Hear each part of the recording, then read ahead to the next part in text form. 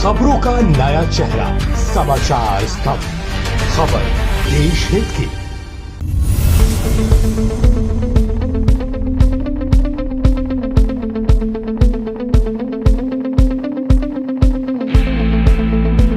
सरायकेला जिले के आदित्यपुर थाना अंतर्गत धीराजगंज निवासी गोरांगो मुखी के मकान से शनिवार सुबह खून से लथपथ युवक का शव मिलने से इलाके में सनसनी फैल गई। मृतक की पहचान गिरिडीह निवासी राजेश कुमार चौधरी के रूप में हुई है। वह बीते सोमवार को ही अपनी पत्नी और बच्चे के साथ गोरांगो मुखी के घर किराए पर रहने आया था। शनिवार की सुबह मकान से बदबू आने पर आसपास के लोग पहुंचे तो देखा कि राजेश कुमार चौधरी का शव खून से लथपथ पड़ा है।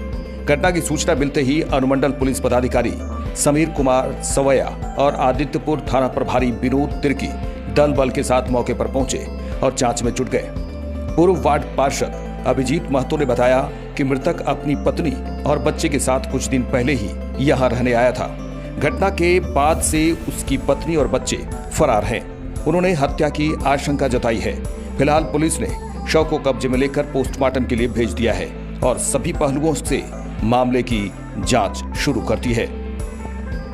ब्यूरो रिपोर्ट, समाचार स्तंभ।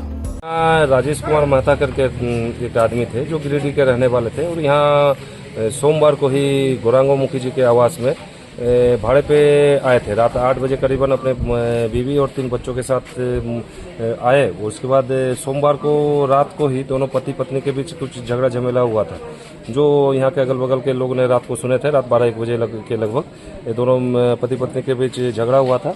उसके बाद हम लोग को जितना अभी मालूम चल रहा है आस पड़ोस के आदमी और घर मालिक के द्वारा कि मंगलवार को सवेरे उनकी बीवी के द्वारा घर मालिक को बताया गया था कि उनके पति के द्वारा उनके साथ बहुत मारपीट किया गया है और मंगलवार शाम तक ये लोग थे और हमको लग रहा कि मंगलवार रात को ही ये घटना घटित होगी। उसके बाद ही उसकी बीवी घर में ताला बंद करके भाग गई है। आज सवेरे जब घर से दुर्गंध की घर मालिक को पता चला कि दुर्गंध आ रही है तो उसके द्वारा मुझे खबर किया गया और हमने आके देखा कि वास्तव में यहाँ घर से दुर्गंध आ रही है। तो उसके बाद हम लोगों ने ताला तोड़ा तो देखे कि एक व्यक्ति लहूलुहान अवस्था में नीचे पड़ा हुआ। उसके बाद हम लोग ने आदित्यपुर थाना को सूचित किया। उसके बाद आदित्यपुर थाना के प्रभारी के द्वारा यहाँ आया गया और स्थल निरीक्षण किया गया। उसके बाद हम लोग देख रहे कि एक व्यक्ति मृत पड़ा हुआ है और उसके बाद अभी हम लोग बॉडी उठवाने का काम थाना के सहयोग से कर रहे हैं। इसको हम लोग अभी सरायकेला पोस्टमार्टम के लिए भेज रहे हैं और इनके परिवार के सदस्यों को सूचना देने का कोशिश कर रहे हैं। ये गिरिडीह के रहने वाला था। आधार कार्ड से मालूम चला कि ये गिरिडीह का रहने वाला था और यहाँ दुगनी मुड़िया के समीप एक स्टील प्लांट में कार्यरत था। आज दिनांक 19/7/2025 को सूचना प्राप्त हुई कि गोरांगो मुखी जो अपने रेंटर मतलब बनाए हुए रेंट के लिए उसी घर में दुर्गंध आने का ये हुआ। उसके बाद उनके द्वारा देखा गया कि मतलब रूम बंद है तो उन्होंने मतलब पुलिस को सूचना दी और पुलिस को सूचना देने के बाद उनका सत्यापन किया गया तो ये राजेश महता जो कि गिरिडीह के रहने वाले हैं, टाटा स्टील में काम करते थे, उनका हत्या हुई है। प्रथम दृष्टया ये हत्या ही है और आगे की अनुसंधान की जाएगी। कारण क्या है अभी ये अनुसंधान का विषय है। अभी हम इस विषय पर स्पष्ट नहीं है। इनके परिजन कहाँ है? फिर परिजन को सूचना देने की मतलब कोशिश की जा रही है। परिजन गिरिडीह में ही। देखिए, समाज में तो बहुत सारी ऐसी विडंबनाएं आते रहती है, लेकिन आज जो मैं हकीकत बताने जा रहा हूं शायद ये सुन करके आप एक बार सोचने को मजबूर हो जाएंगे कि आखिर ये स्थिति, ये परिस्थिति पैदा क्यों होती है। नमस्कार, जोहार, मैं सुनील कुमार और आप देख रहे हैं समाचार स्तंभ। जी हाँ, मैं बात कर रहा हूं सरायकेला जिले के गम्हरिया प्रखंड स्थित धीराजगंज की। वहां एक गोरांगो मुखी जो वहां के स्थानीय निवासी है, एक समाज सेवी भी हैं, उनके घर में एक दंपति आता है सोमवार, इसी सोमवार को, और अपनी आशियाना को वहां पे सजाने का प्रयास करता है। लेकिन यानी कि जो दंपति आते हैं उसके दूसरे दिन मंगलवार को ये आवाज सुनाई देती है और वो आवाज हमेशा खामोशी में बदल जाती है और किसी को भनक तक नहीं लगती है कि आखिर यहाँ हुआ तो क्या हुआ। समय बीता, दिन बीता और 5 दिन बीता। 5 दिन के बाद जब उस पड़ोस के लोगों ने एक बदबू का एहसास किया कि आखिर ये बदबू आ कहां से रही है, खोजबीन शुरू हुई और पता चला उस बिल्डिंग के नीचे रहने वाले एक भारदार और आस पड़ोस के लोगों को कि ये बदबू जो है ये ऊपर से आ रही है, ऊपर जहां पे नया दंपत्ति रूम लिया था वहां से आ रही है।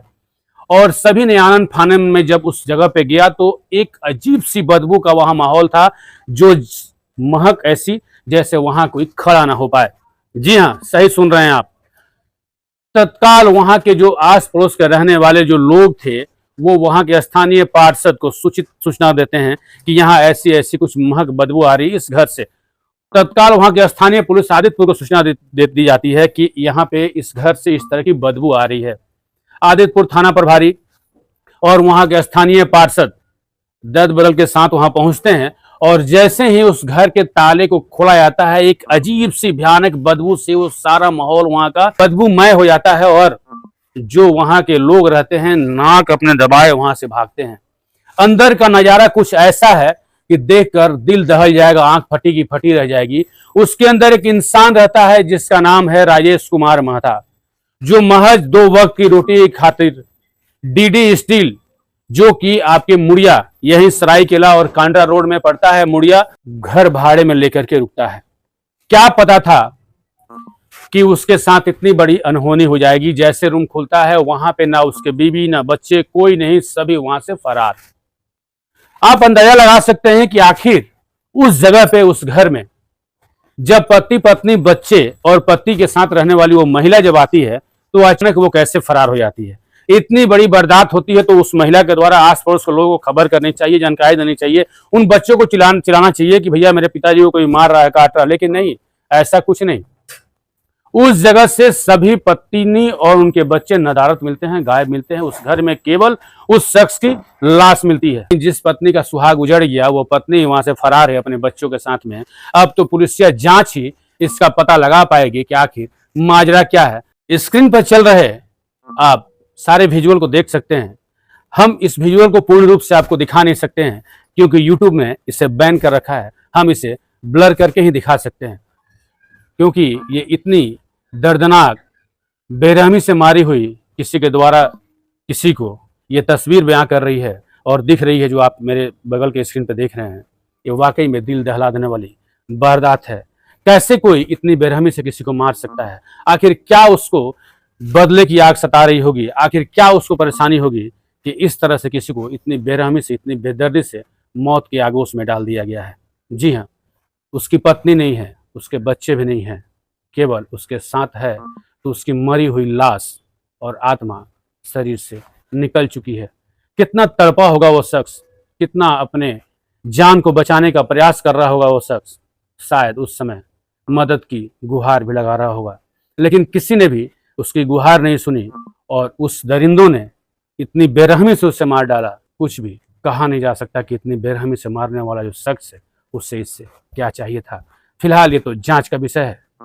जांच होने के बाद ही सारी सच्चाइयों का पर्दा सिरे से उठ पाएगा। फिलहाल देखते रहिए आप समाचार स्तंभ। और हाँ, अगर हमारी खबर आपको पसंद आ रही है तो इसे लाइक करना, सब्सक्राइब करना और फॉलो करना बिल्कुल ना भूलें।